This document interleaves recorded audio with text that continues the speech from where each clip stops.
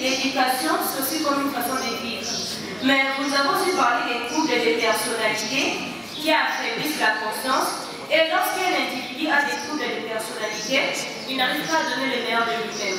Sur ce point, nous avons aussi parlé du paranoïa. Comment s'en sortir de là? Comment sortir de son état de dépression et être une meilleure version de lui-même? La thérapie, ce qui concerne les troubles de personnalité, lorsqu'un enfant se voit être atteint de cette maladie. En réalité, les psychologues, parce que c'est un domaine psychologique, les psychopédagogues en ont beaucoup abordé. Il y a bon, je ne sais pas si nous n'avons pas aussi la culture de lui. Et notre contribution, ça serait mieux au lieu de mélanger tout ça ici. Le panafricanisme prône l'unité et la solidarité entre les pays africains et leur diaspora. Actuellement, elle fait face à plusieurs obstacles dont nous pouvons citer les conflits internes et instabilité politique, guerre, conflits armés, dictature et mauvaise gouvernance, le nationalisme et l'identité ethnique, les sentiments nationalistes, les divisions. Pour votre gouverne, je suis en tournée dénommée des causes et communes. Voilà. Je pense qu'il fallait commencer par chercher à savoir le but de ma présence ici à Chili. Je suis en tournée. Action. Je suis l'élève Maton Domilé Bourg-Princilia, la première ministre des élèves du lycée Sainte-Germaine. Aujourd'hui, nous avons eu une conférence dont les thèmes étaient éducation et panafricanisme, construire un avenir juste et unifié pour l'Afrique. Il y avait tant de points à retenir, mais je vais parler des points importants sur cette conférence. On nous a parlé de l'union, on a parlé de la pudeur pour les parents, parce que nous, les Africains et les Européens, nous n'avons pas la même culture. Nous, les Africains, on doit conserver nos corps, donc on ne s'habille pas de la même façon que les Européens, on ne se comporte pas de la même façon. On nous a parlé de l'union. Par l'union, nous comprenons que nous, les Africains, nous devons être unis parce qu'il y a les Blancs qui viennent nous dominer, ils veulent arracher la richesse de l'Afrique. Nous, les jeunes de l'Afrique, nous devons avoir la conscience que nous avons un continent très riche et nous devons protéger la richesse de notre continent. Je aussi qu'on doit avoir la détermination pour essayer de garder notre continent. Nous devons garder notre continent parce que c'est un continent vraiment riche. Nous avons tant de richesses, comme il y a un des conférenciers qui a dit aujourd'hui, nous pouvons construire un pays plus puissant qui est les États-Unis. Donc par là, on doit avoir un peuple avec la conscience. Nous, les jeunes d'aujourd'hui, l'avenir de l'Afrique de demain, c'est nous. Nous ne pouvons pas baisser les bras, nous ne sommes pas influencés par des choses inutiles. Concentrons-nous, focalisons-nous sur l'avenir de demain. Très bien. Je suis finaliste du lycée Saint-Germain. C'est avec une grande joie et un profond sentiment de responsabilité que je me tiens ici devant vous pour cette conférence sur l'éducation et le panafricanisme. Nous sommes réunis pour réfléchir ensemble à l'avenir de notre continent, un avenir qui se repose sur les épaules de notre jeunesse. Vous, chers jeunes, finalistes et finalistes, êtes l'espoir de demain, le leader de demain, le baptiseur de notre nation. Cette conférence est une occasion unique de vous inspirer, de vous motiver, de vous donner les clés pour devenir des citoyens responsables, conscients et engagés de leur rôle dans la construction d'un avenir meilleur. L'éducation est notre arme la plus puissante pour lutter contre l'ignorance, la pauvreté et l'injustice. Le panafricanisme est notre boussole pour nous guider vers l'unité, la solidarité et la prospérité partagée. C'est ainsi, je vous invite à écouter attentivement les intervenants, à poser des questions et à partager vos idées, à vous engager activement dans les débats. Car ensemble, nous pouvons faire la différence.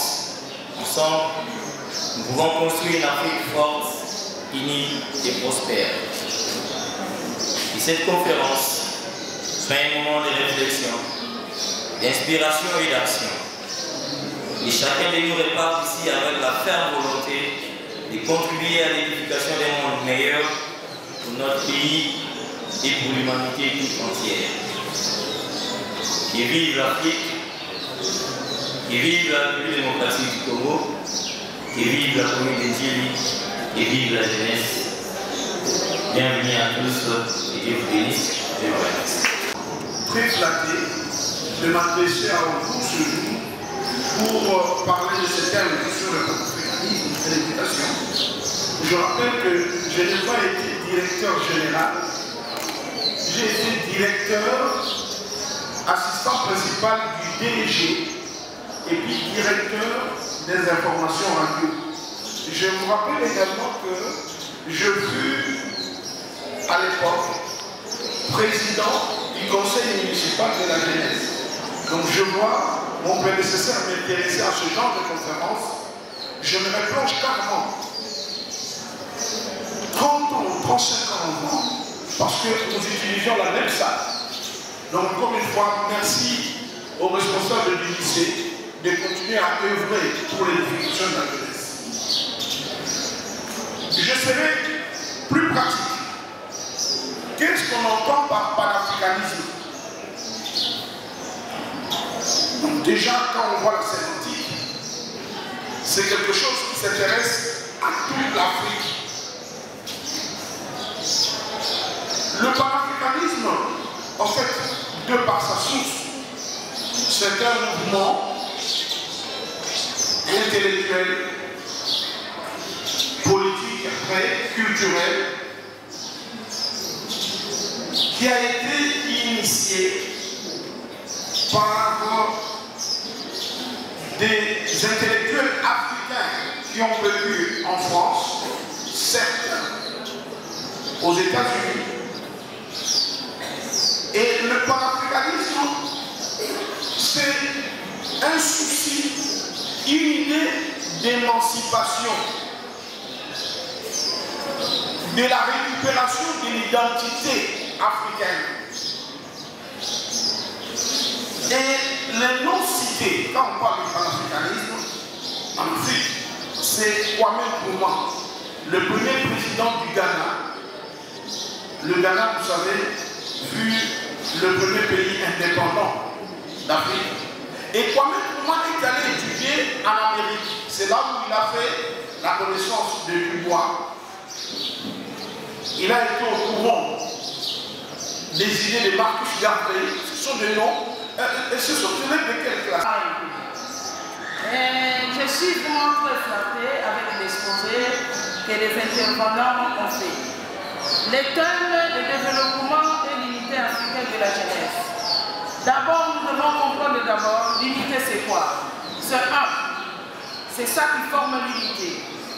Africain, c'est relatif à l'Afrique, ses peuples, ses langues et ses cultures.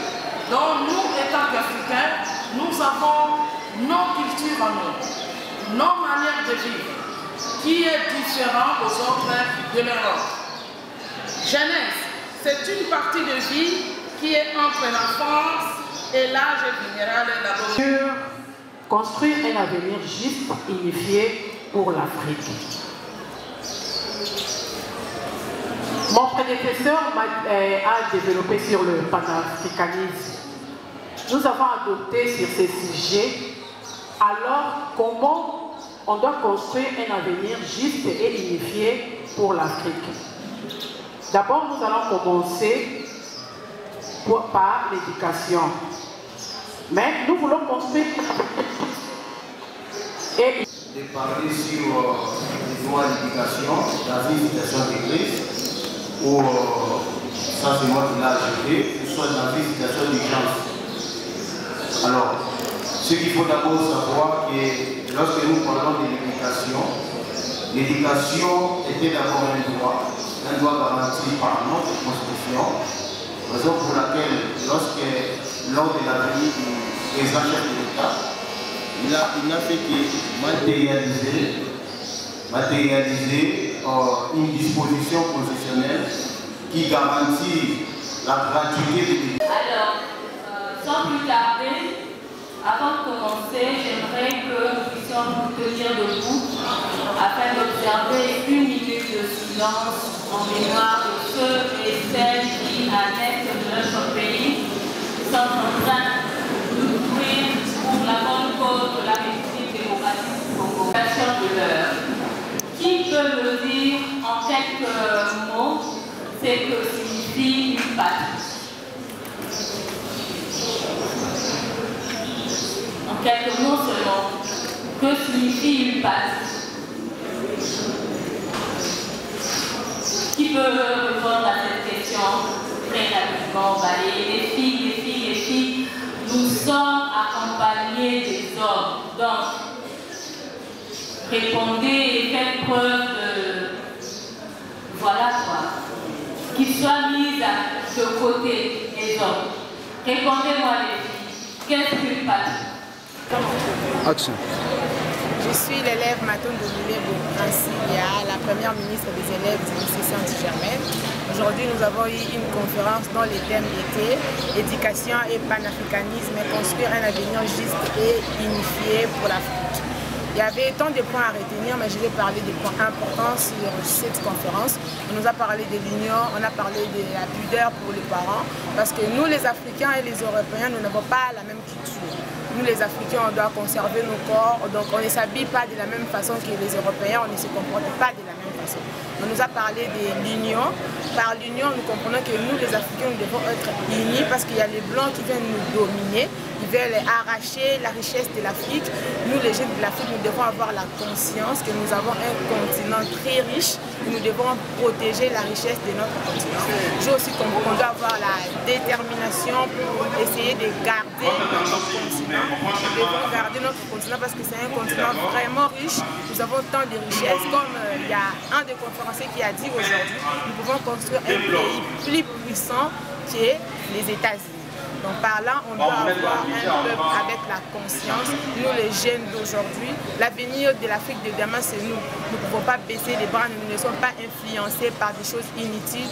Concentrons-nous, focalisons-nous sur l'avenir de demain. Très bien.